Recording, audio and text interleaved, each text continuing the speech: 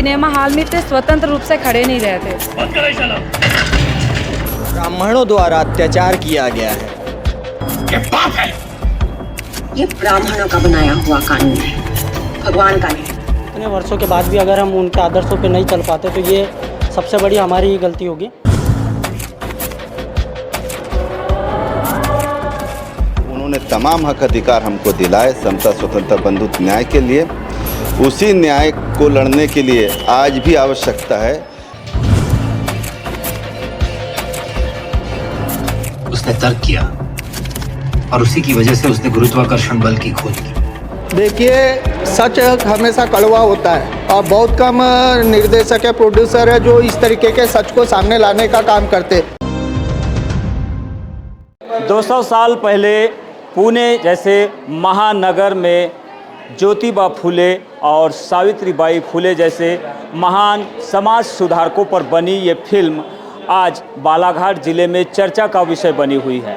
दरअसल इस फिल्म को लेकर काफ़ी विवाद भी हुआ है, क्योंकि इसमें कुछ डायलॉग्स और कुछ सीन्स को लेकर एक समाज वर्ग के द्वारा, विशेष वर्ग के द्वारा आपत्ति जताई गई, जिसके बाद इस फिल्म पर सेंसर बोर्ड ने अपनी कैंची चलाई। इसके बावजूद ये फिल्म जब 25 अप्रैल को सिनेमाघरों में रिलीज हुई तो इस फिल्म को देखने के लिए काफ़ी भीड़ लगातार उमड़ रही है। बालाघाट में ज़रूर इस फिल्म का प्रदर्शन लेट हुआ, बावजूद इसके इस फिल्म को जब से बालाघाट के सिनेमाघरों में प्रदर्शित किया गया उसके बाद लगातार यहाँ पर सभी शो हाउसफुल चल रहे हैं। अभी अभी हमारे सामने 7 बजे का एक शो जो है ख़त्म हुआ है और उसके बाद जो है जो सिनेमा घर में दर्शक थे वो निकल कर बाहर आए हैं। आखिरकार इन्होंने इस फिल्म को किस तरह से समझा है, क्या फिल्म की पटकथा है, फिल्म में जो नायकों की भूमिका में है, नायिका की भूमिका में है, उनके डायलॉग्स कैसे रहे हैं, इसी पर हम चर्चा करेंगे कुछ लोगों से। सबसे पहले आपसे शुरुआत कर लेते हैं। जी, क्या नाम आपका? मेरा नाम शारदा फुलबांदे है, मैं प्रॉपर बालाघाट से हूँ।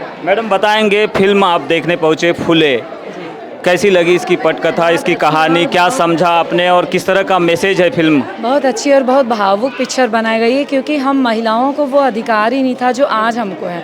अगर सावित्रीबाई फुले और महात्मा ज्योतिबा फुले नहीं होते तो शायद आज हम इस सिनेमा हॉल में इतने स्वतंत्र रूप से खड़े नहीं रहते। वैसे तो मैं स्वयं एक शिक्षिका हूँ। इस पिक्चर को जो बनाया गया बहुत ही हम महिलाओं के सीखने के लिए कि अगर सावित्रीबाई फुले नहीं होती तो हम नहीं होते, हमें पढ़ने का और पढ़ाने का कोई अधिकार नहीं होता।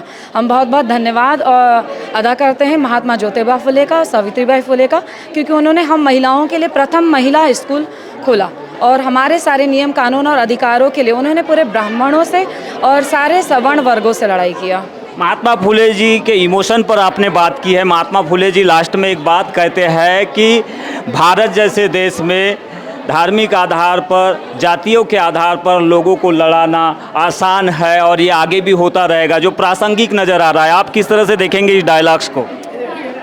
महात्मा ज्योतिबा फुले पे जो फिल्म बनी हुई है, यह फिल्म शोषित, दलित और महिलाओं के ऊपर जो ब्राह्मणों द्वारा अत्याचार किया गया है, जिनसे उनकी शिक्षा छीनी गई, समानता का अधिकार छीना गया, उसको महात्मा फुले ने सबको एक माला में पिरोया है। दलित, ओबीसी सभी जातियां जो है उनको महात्मा ज्योतिबा फुले और फातिमा शेख, माँ सावित्रीबाई फुले ने एक माला में पिरोने की कोशिश की है। स्त्री शिक्षा का संदेश देती इस फिल्म को देखने के लिए काफ़ी सारी महिलाएं पहुंची हुई है। आप बताएंगे, क्या आपने महसूस किया फिल्म को देखने के बाद में, और फिल्म के जो डायलॉग्स है, जो अभिनय है, उसको आप किस तरह से देख रहे हैं अपने शब्दों में? जी बिल्कुल, मूवी बहुत अच्छी बनी है और मुझे यही लगता है कि अभी के भी जो हमारे जो समाज के लोग हैं उनको सुधार की बहुत आवश्यकता है। जो लोग अभी भी धर्म परिवर्तन की तरफ बढ़ रहे हैं उनको ना बढ़ के हुए अपने धर्म की तरफ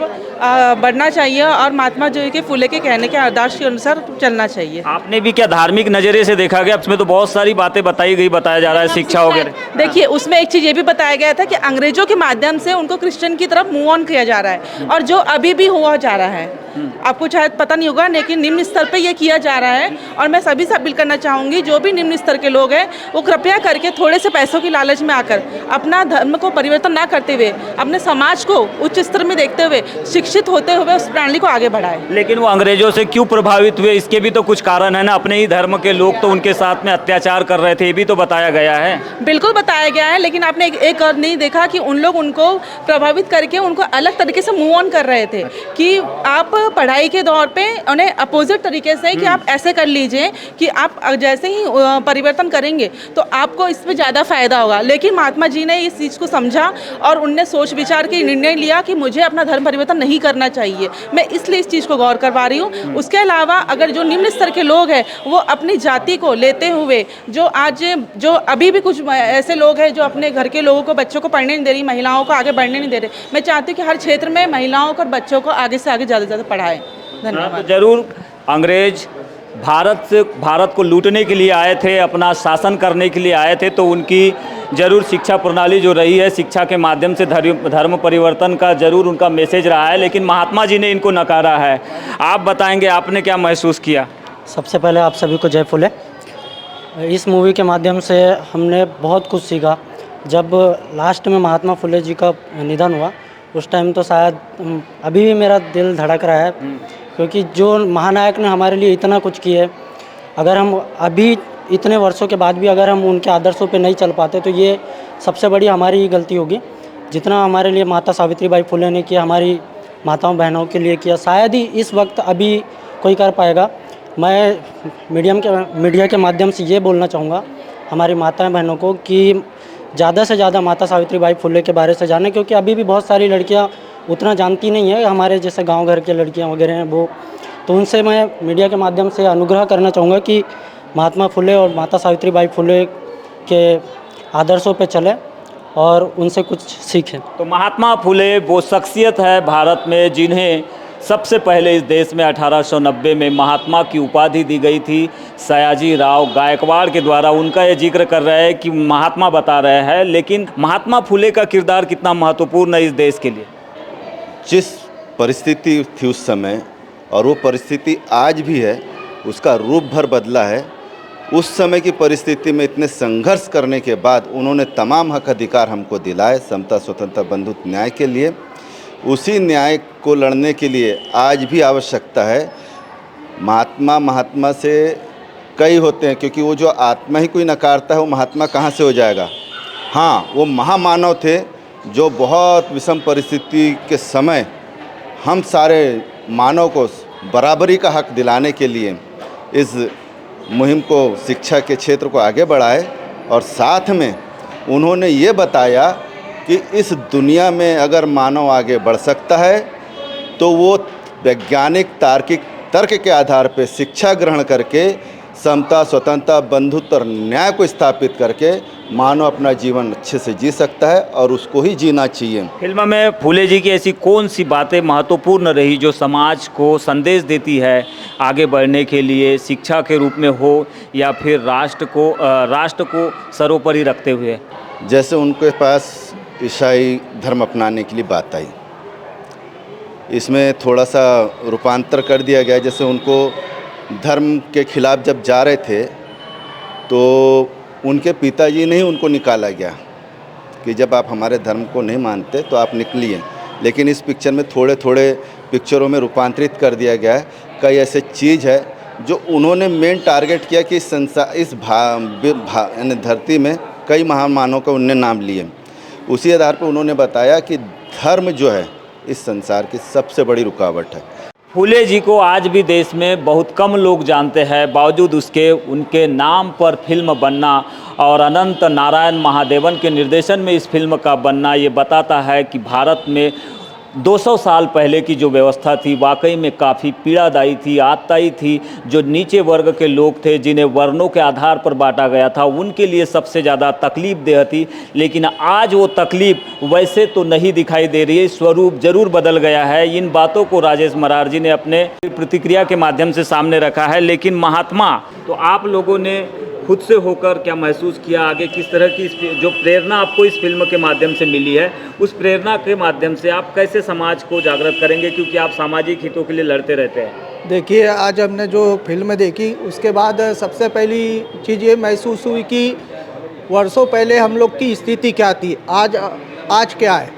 उस समय भारत देश की बेटियों को, महिलाओं को पढ़ने का अधिकार नहीं था, और कोई पढ़ने के लिए जाता था या पढ़ाने के लिए जाता था उन पे गोबर फेंकने का काम किया जाता था। फिल्म में एक चीज़ और दिखाई गई कि कुएं से पानी नहीं भरने दिया जाता था। अगर शूद्र हो, ओबीसी हो, बहुजन समाज अगर कुएं में पानी पीने के लिए जाता था तो उसको जो उच्च जाति के लोग वहाँ से मार पीट के भगाने का काम करते थे।